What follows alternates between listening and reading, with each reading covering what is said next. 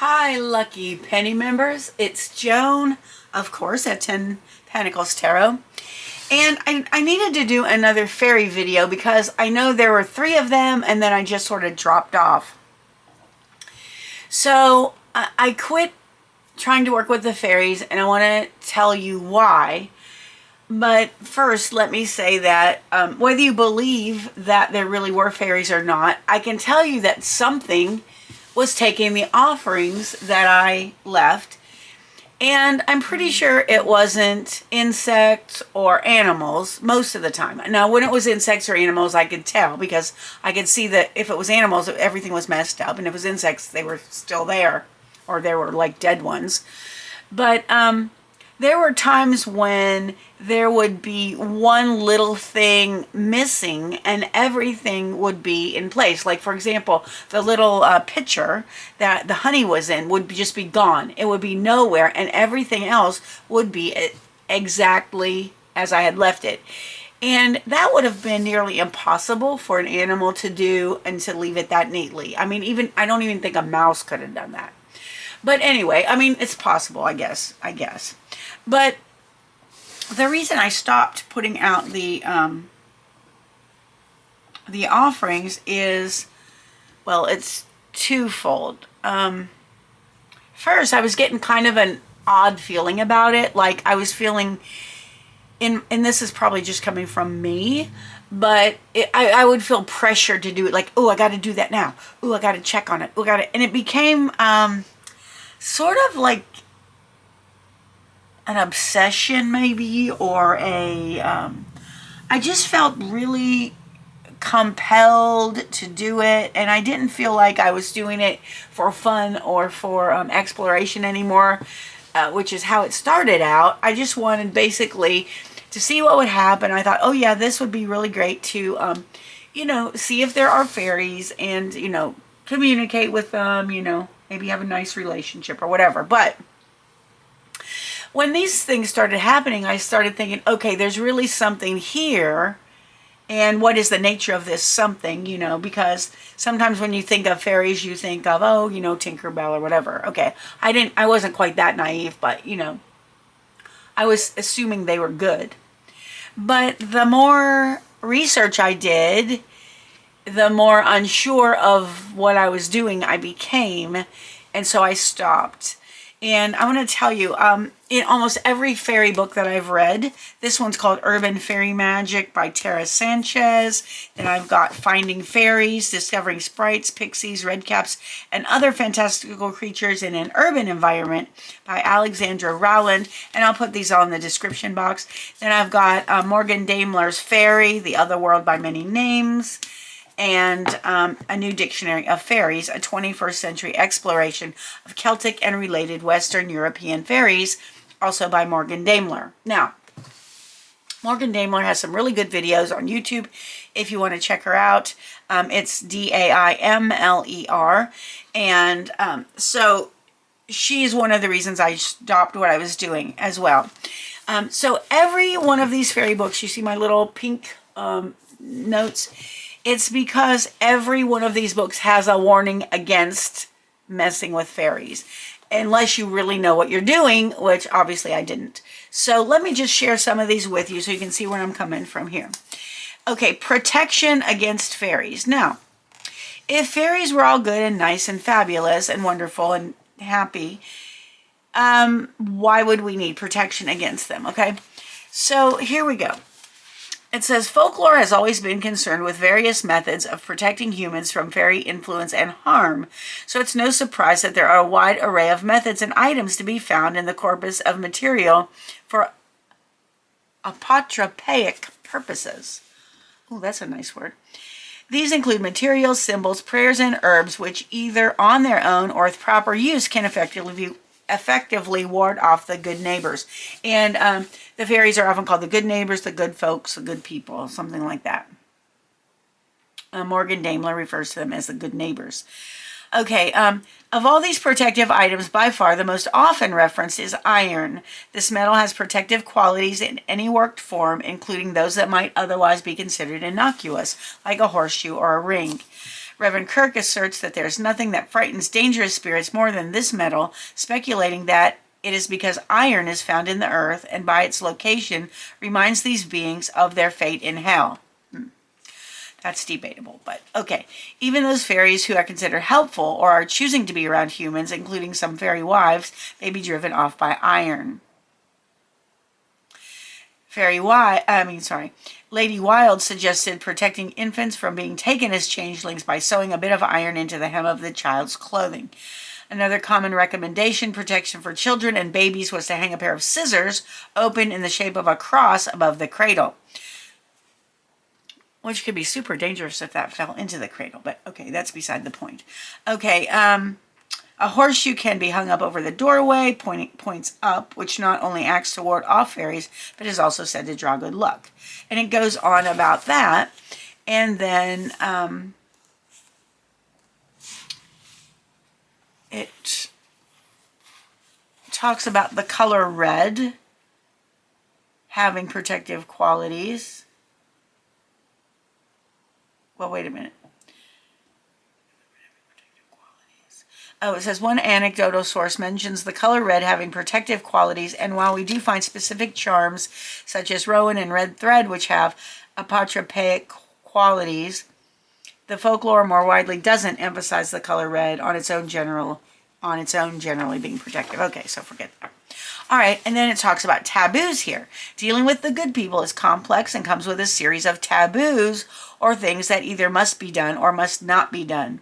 Some taboos include those relating to saying thank you, which you are not supposed to do, food, privacy, and silence, which are addressed in depth in individual sections of this book, which, by the way, is a very good book. Other taboos include not interfering with sites known to be associated with the fairies or with fairy activities. The cost of breaking any prohibition of the fairies is usually high and may include madness, illness, or death. Okay, so who wants that, right? An anecdotal account from Kilmison talks of a man who was found dead and was believed to have been taken by the fairies as a punishment for interfering with one of their processions of fairy raids. Folklore surrounding Reverend Robert Kirk claims he was taken by the fairies for his attempts to write about them. Okay, so that's just one book. Lots of warnings there. Now this book, Faery, The Otherworld by Many Names, again by Morgan Daimler, says, do not eat any food or drink that is offered to you by fairies or while in the realm of fairy. The general belief is that to eat the food of fairies is to be irreversibly bound to them and their world. Okay, and that can end up not being so hot. All right, be careful who and what you trust. Fairy is a place where appearances are really deceiving, and that which seems the safest and most trustworthy is often the most dangerous, while those things that seem more dangerous sometimes are not.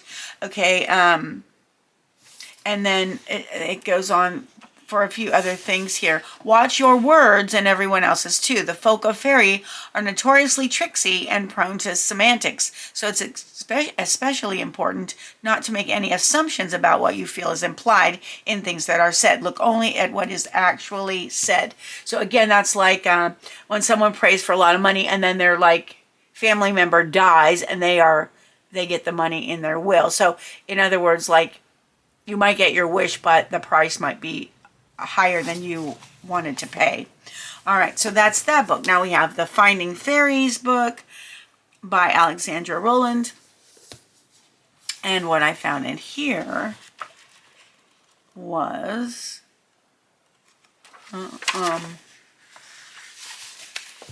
communicating with the Fae. Okay, traditional folk wisdom holds strong. Don't do it. Don't talk to fairies. Don't talk to beings who might be fairies. Don't talk to a gentleman at the crossroads, even if you're desperate, even if he's got a fashionable coat. Except it's never as simple as that, is it? Never mind the fact that many of you will think, but I am an expert. I know what I'm doing. The Fae are, above all, a reflection of human nature, and they go where humans go. They have been carried from continent to continent as if travelers have hauled them along in back pockets. And where are the humans going now? Mostly through the internet.